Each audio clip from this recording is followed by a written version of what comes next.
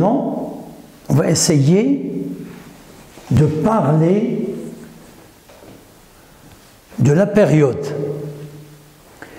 Pour le sinus, la période est de pi, vous le connaissez.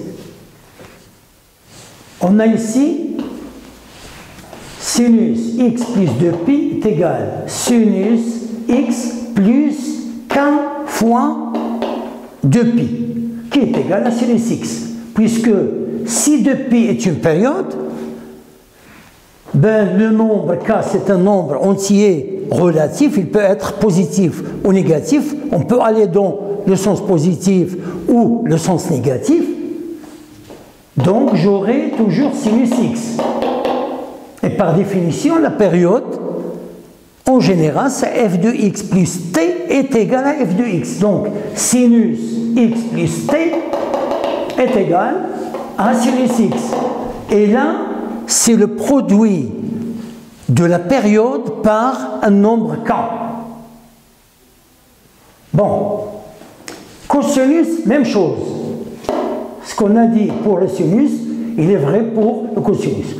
Mais pour la tangente, la période est pi. Donc sinus de x plus p est égal tangente x plus p, pardon, est égal à tangente x plus k pi. C'est que la période, on peut la multiplier par un nombre k, il appartient à z, qui est égal à tangente x. Bon, ces formules-là, vous le connaissez. On a sinus pi moins x égale sinus x. Si on a trouvé le temps, on peut le représenter sur le cercle trigonométrique. Sinus pi plus x égale moins sinus x. Sinus pi sur 2 moins x est égal cosinus x. Sinus pi sur 2 plus x est égal cosinus x. Cosinus pi moins x est égal moins cosinus x. Cosinus pi plus x égale moins cosinus x. Cosinus pi sur 2 moins x égale sinus x. Et cosinus pi sur 2 plus x est égal moins sinus x. Bon, ces formules-là, vous les connaissez. Bon, c'est un rappel. Sinus carré x plus cosinus carré alpha plus cosinus carré alpha est égal à 1. Et cosinus carré alpha est égal à 1 sur 1 plus tangente carré alpha. Il suffit de remplacer tangente par sa valeur qui est sinus sur cosinus et vous allez retrouver que ça est égal au cosinus carré x. Sinus carré x est égal à tangente carré sinus carré alpha est égal à tangente carré alpha sur 1 plus tangente carré alpha. Vous remplacez tangente par sinus sur cosinus ici et là, et vous allez retrouver qui est égal à sinus carré alpha. Bon, ça c'est connu. Tangente x égale sinus x sur cosinus x. X appartient à R privé de pi sur 2 plus k pi, quand il appartient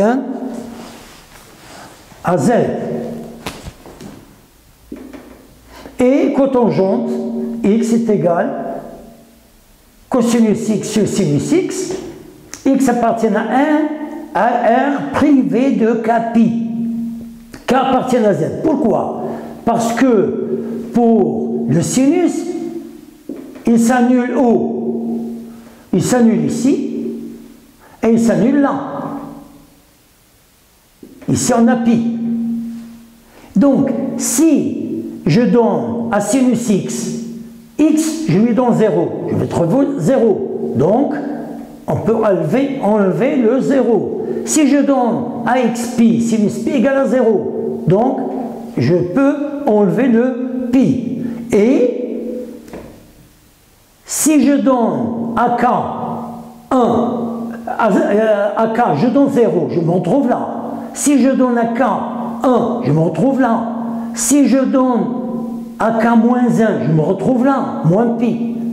Si je donne à k2, ben je me retrouve pi, 2, pi, je me retrouve ici. Donc là, et là, j'ai le sinus qui s'annule.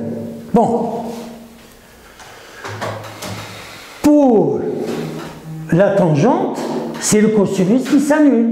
Il s'annule ici et il s'annule là. Parce que pour cosinus pi sur 2, c'est quoi? C'est 0. Et cosinus de moins pi sur 2 égale à 0. Donc, je prends pi sur 2 plus k pi. Et k, il peut être positif ou négatif. Si je donne un k des nombres positifs, ben je vais suivre le cercle dans le sens, le cercle trigonométrique dans le sens positif. Pi sur 2, je donne un k 1, je vais me retrouver 3 pi sur 2. Si je donne un k 3, bon, j'ai donné un k 3, j'ai donné un k 1, si je donne 2, ben ainsi de suite, je vais me retrouver là, là, là, là, etc. Donc j'ai ces deux valeurs où le cosinus s'annule. Donc, tangente sans l'ensemble de définitions qui appartiennent à R privé de pi sur 2 plus k pi. Là, le domaine de définition du sinus, c'est R, cosinus R, et de la tangente, c'est pi sur 2, c'est R privé de pi sur 2 plus k pi, k appartient à Z. Résolution des équations trigonométriques. Rappel, si on a cosinus de x égale à 1, et bien qu'est-ce que je cherche? Je cherche un alpha tel que 1 est égal cosinus alpha. Et j'aurai cosinus alpha est égal, cosinus x égale cosinus alpha. Donc x égale alpha plus 2k pi, x égale moins alpha plus 2k pi qui appartient à z. De même pour le sinus, on a si sinus x égale à b, alors sinus x égale sinus bêta. Je cherche un bêta tel que b est égal sinus bêta. Et je trouve le résultat suivant, x égale bêta plus 2k pi, et x égale pi moins bêta plus 2k pi qui appartient à z. Pour la tangente, c'est facile.